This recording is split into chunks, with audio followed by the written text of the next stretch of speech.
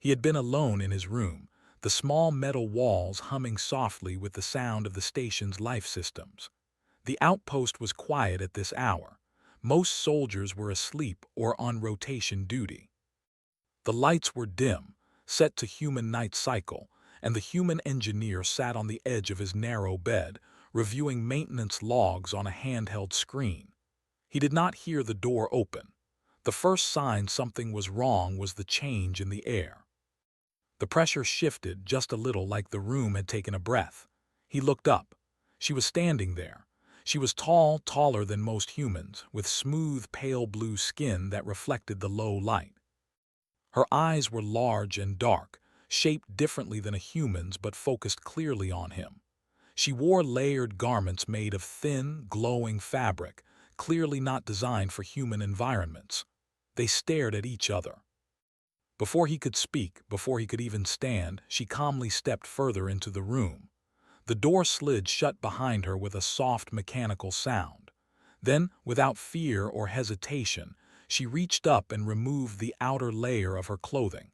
It fell gently to the floor. Then another layer, and another. He froze. His mind raced through emergency protocols, security rules, and 1,000 possible explanations, none of them making sense. He stood up slowly, raising one hand, not in threat but in confusion. "Stop," he said carefully. "You can't be in here." She did not stop. When the last layer came off, there was no shock, no scandal, no threat. Beneath the garments was a delicate framework of translucent biological membranes and faintly glowing patterns along her skin. Thin breathing filaments fluttered weakly at her sides. This was not exposure for intimacy. It was exposure for survival. She smiled. It was not a human smile. Her lips barely moved, but her eyes softened, and the faint glow along her skin brightened. To her, it was a sign of peace. To him, it was the most alarming thing he had seen since joining the Frontier program. "What are you doing?" he asked, his voice low but steady. "You're not safe like that." Her translator implant activated with a soft tone. "That is correct," she said calmly. "I am not safe." Alarms began to echo faintly down the corridor outside. Someone had noticed the unauthorized entry. He knew security would arrive within seconds. She took a step closer. "Please," she said, "do not summon them." "I didn't," he replied quickly, "but they're coming anyway." "That is acceptable," she answered. "My action has already fulfilled its purpose." He glanced at the door, then back at her fragile form. Her breathing filaments fluttered faster now. She was struggling to adapt to the room's atmosphere. "You're going to collapse," he said. "That is also acceptable," she replied. That made him angry. "No," he said firmly, "not in my room." He moved without thinking, grabbing a thermal blanket from the wall and wrapping it gently around her. She did not resist. In fact, her shoulders relaxed slightly as the fabric settled around her. Her glow dimmed, but her eyes stayed locked on his. Security burst in moments later, weapons raised but unsure. The sight in front of them made them hesitate. "She entered without clearance," the lead officer said sharply. "Step away from her." "She needs medical support," the engineer replied. "Now." "She violated." "She's dying," he interrupted, "or she will be if you keep yelling." The officer paused, then cursed under his breath. "Medical team now." As they escorted her out, she reached back and lightly touched his wrist. Her grip was weak but deliberate. "You accepted," she said softly. He frowned. "Accepted what?" "Responsibility." Then she was gone. Hours later, the station was buzzing. High-ranking officials arrived. Alien diplomats demanded explanations. Security logs were reviewed again and again. One fact stood out. She had bypassed every advanced security system on the station except one. She had walked straight through the human section, not because it was weak, because it was open. The engineer sat in a debriefing room, hands folded, eyes tired. "She requested you by name," the station commander said, "before she collapsed." "That's impossible," he replied. "I've never met her." "You've never met her," the commander agreed. "But she knows you." They played a recovered fragment from her implant memory. Images flickered across the screen. Human disaster zones, human rescue operations, humans fighting hopeless battles and refusing to retreat. Then his own face appeared, taken from a public record during a frontier repair mission where he had stayed behind to stabilize a failing reactor while others evacuated. "She studied humans," the commander said quietly, "and she chose you." "Why?" he asked. "Because her species is running out of time," another voice said from the shadows. An alien council representative stepped forward, tall and imposing, with hardened features shaped by centuries of politics. "She removed her protective layers in your presence because, in her culture, that means absolute trust," the representative said. "It means surrendering survival to another." The engineer leaned back slowly. "She walked into my room because," the representative continued, "your species is known for one thing above all others." "And what's that?" he asked. The alien met his eyes. "You protect what is not yours to protect." Silence filled the room. "She believes," the representative went on, "that if humanity refuses to help her people, then the galaxy is already lost." The engineer closed his eyes for a moment. Somewhere in the medical wing, the alien woman lay unconscious, her breathing shallow but stable. And without realizing it, one human had already stepped into something far larger than himself. Something that had been waiting for humanity to say yes. When the engineer left the debriefing room, the station felt different. The halls were louder, filled with whispers and hurried footsteps. News had spread fast. An alien dignitary had entered a human's private quarters. Protocols had failed. Trust had been placed where no one expected it. He walked toward the medical wing, his thoughts heavy. He had not asked for this. He had only acted the way he always did, protect first, ask questions later. Now that habit had placed the weight of an entire species on his shoulders. Outside the medical room, two armed guards stood at attention. They straightened when they saw him. "She's stable," one of them said. "Barely." "Can I see her?" he asked. They hesitated, then received a silent confirmation through their comms. The door slid open. Inside, the room glowed softly with alien medical equipment brought in from an embassy ship docked nearby. Machines hummed in strange rhythms. In the center lay the alien woman, her body wrapped carefully in adaptive fabric. The glowing patterns along her skin were faint now, like dying stars. He stepped closer. She looked smaller like this, fragile. Nothing like the calm figure who had walked into his room without fear. A human doctor stood nearby, studying a display. "Her biology is complex," the doctor said quietly. "She's not meant to survive long outside her home environment. Every hour here hurts her." "Then why come at all?" the engineer asked. The doctor shook his head. "Because staying was worse." He pulled a chair close and sat down. He didn't know why he stayed. Maybe because leaving felt wrong. Hours passed. When her eyes finally opened, the glow along her skin flickered weakly. She turned her head slowly and saw him. "You remained," she said, her voice barely above a whisper. "Someone had to," he replied. Her lips curved in that soft, alien smile again. "You continue to confirm the data," he frowned. "I'm not data," she studied him carefully. "That is precisely why you were chosen." Over the next days, she spoke when she had strength, always calmly, always honestly. Her name, when translated, carried a meaning close to bearer of last light. She was not royalty, not a warrior. She was a witness, the final representative of a civilization already falling apart. Her people had faced the enemy before. Not once but many times across centuries. Each time they grew more advanced, more logical, more efficient. Each time they still lost. "They learn patterns," she explained one day, her voice stronger now. "They predict strategies. They remove hope first. Civilizations that rely on perfection collapse when perfection fails." "And humans?" he asked. She turned her eyes toward him. "Humans fight even when broken." That was why she had come. Her species had searched the galaxy for someone who could act without certainty. Someone who could choose compassion over calculation. someone willing to stand between danger and the weak, even when it made no sense. They had found that trait strongest in humans, but the galaxy did not agree. Political pressure grew quickly. Alien leaders accused her of manipulation. Human officials argued among themselves. Some feared war. Others feared becoming targets. The engineer was summoned again, this time to a council chamber filled with beings from a dozen worlds.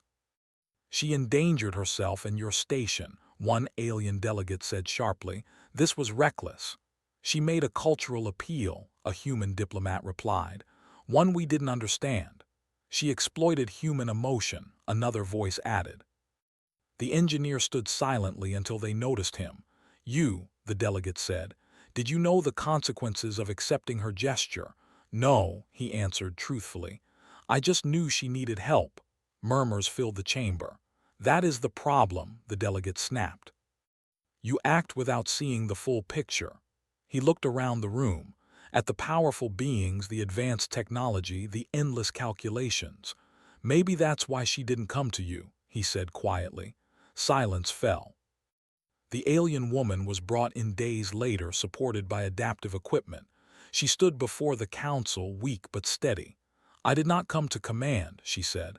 "I came to ask." Her eyes moved to the engineer. "My people are nearly gone," she continued. "We have hidden, negotiated, surrendered knowledge, and still the enemy advances. We cannot win alone. We do not ask you to fight for us. We ask you to fight with us." "And what do humans gain?" a council member demanded. She did not hesitate. "The chance to be who you already are." That answer did not satisfy everyone. Threat reports soon followed. Distant colonies vanished. Signals went dark.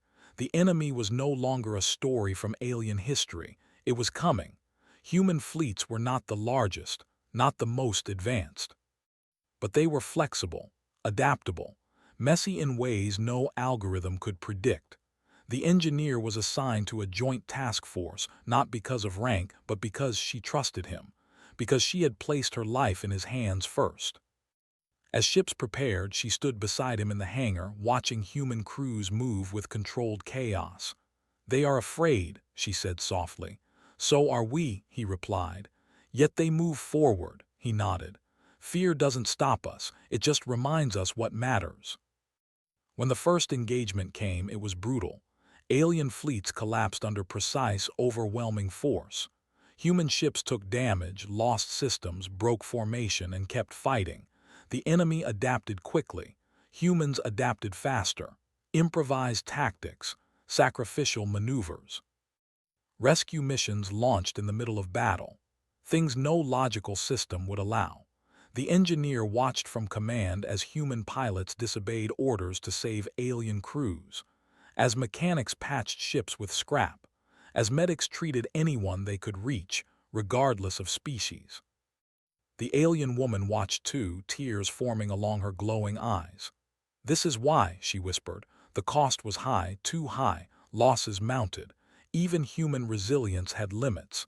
Then the enemy changed strategy. Instead of attacking fleets, they targeted hope, communication relays, civilian centers, places meant to break spirits. The engineer realized the truth too late. "They're trying to make us give up," he said. The alien woman closed her eyes. "That is how they win." Human leadership gathered for a final decision. Retreat. Consolidate. Protect Earth and a few core allies. Abandon the rest. The engineer stood again. "If we retreat now," he said, "we survive today and die tomorrow, alone." "And if we stay?" a general asked. "We bleed," he answered, "but we show them something they've never beaten." "What's that?" "Each other." The vote was close. Humanity stayed. As ships launched for a final stand, the alien woman approached him one last time before the battle. "My body will not survive much longer," she said calmly, "but my purpose has." He wanted to argue, to promise safety. But he knew better now. "You trusted us," he said. She smiled. "And you proved worthy of that trust." As the fleet jumped into the unknown, one truth spread through every channel, every species, every frightened heart. Humanity had chosen to stand. Not because victory was certain, but because someone had walked into a human room, placed her life in human hands, and believed. And humans do not abandon those who believe in them. The final battle did not begin with explosions. It began with silence. The human fleet emerged from jump space into a region once filled with life. Now it was empty. Broken stations drifted like bones. Dark clouds of debris marked where cities had once existed. Even the stars seemed dimmer here, as if afraid to shine. The enemy waited. They did not look like ships in the way humans understood. They were massive, shifting structures of dark metal and energy, constantly changing shape. Sensors struggled to lock onto them. Every scan returned different results. The alien woman stood beside the engineer in the command center of the lead human carrier. She was weaker now. Adaptive supports surrounded her, feeding her atmosphere and energy. Her glow was faint but steady. "They are confident," she said quietly.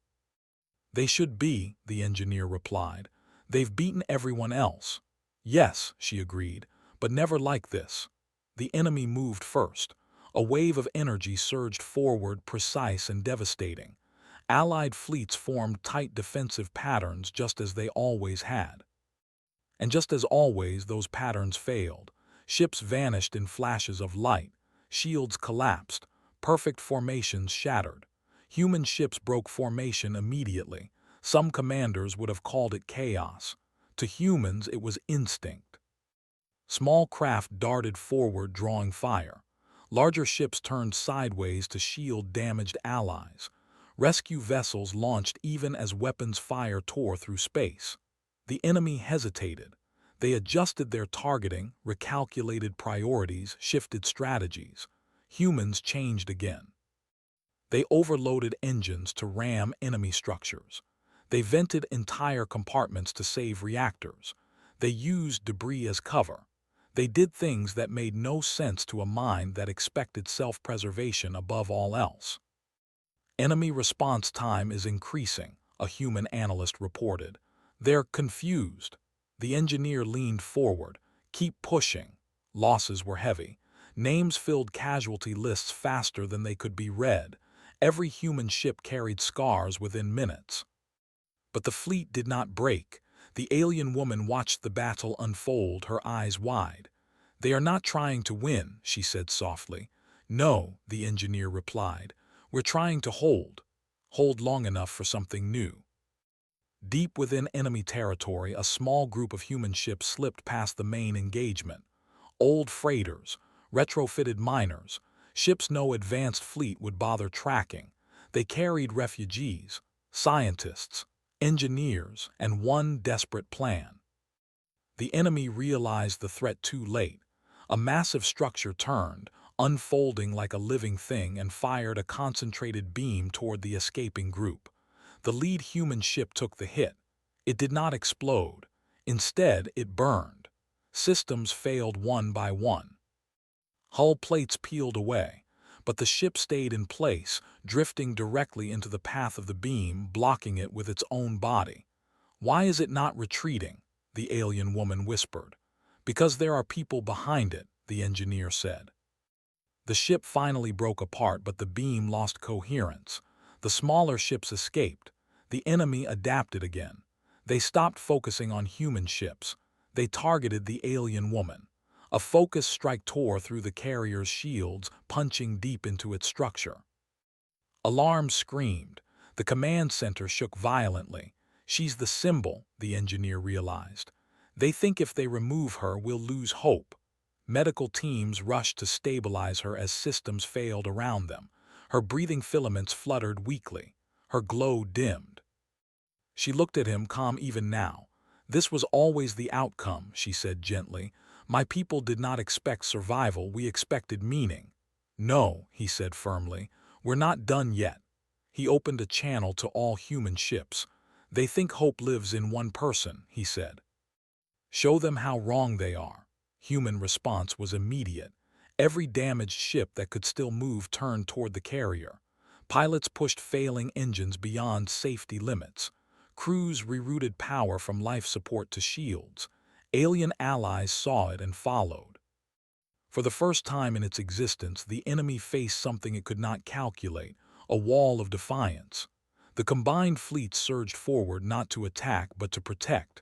The enemy fired everything it had. Ships fell. Lives were lost, but the carrier stood. Inside, the alien woman's eyes filled with tears, glowing softly as they drifted away in the artificial gravity. "This is impossible," she whispered. "No species would do this." The engineer knelt beside her. "We do." As the battle raged, the small human task force reached its destination, the heart of the enemy's network, a structure older than recorded history, pulsing with energy stolen from countless civilizations. Human scientists worked fast. There was no time for perfection. "Will it work?" one asked. "It doesn't have to," another replied. "It just has to hurt." They overloaded the structure's energy flow, forcing it to process contradictory commands. Chaos flooded the enemy network. For the first time, the enemy hesitated everywhere at once. Across the battlefield, enemy structures slowed. Their movements became uneven. Their coordination faltered. Human fleets pressed harder. The engineer felt the shift before he saw it. "They're breaking," someone shouted. The enemy attempted to retreat, but the network collapse made it impossible. They turned inward, trying to preserve themselves. Humans did not let them. The final strike was not a superweapon. It was hundreds of small acts, boarding actions, sabotage, sacrifices. People doing impossible things because someone needed them to. When the last enemy structure fell silent, space was quiet again. The cost was terrible, but the galaxy still lived. Days later, the alien woman lay in a quiet recovery chamber. Her body was failing. Nothing could stop it now, but her eyes were clear, peaceful. The engineer sat beside her, exhausted beyond words. "You changed everything," he told her. "No," she replied softly. "You revealed what was already there." News spread quickly. Across worlds once divided by fear and politics, one truth echoed. Humanity had not saved the galaxy because it was the strongest. It saved the galaxy because it refused to abandon it. Representatives from countless species gathered to honor the fallen. They spoke of courage, sacrifice, and unity. But when they asked the alien woman what she wished to be remembered for, she smiled gently. "I wish to be remembered as the one who trusted humans first." Her glow faded slowly, like a sunset. She passed peacefully, surrounded by those she had saved. In the years that followed, the galaxy rebuilt. New alliances formed, not based on power but on shared responsibility. Humans were no longer seen as reckless or primitive. They were seen as guardians. In human academies, the story was told simply. A woman walked into a room. She placed her life in human hands, and humanity answered, not because it was easy, not because it was safe, but because that is who humans are.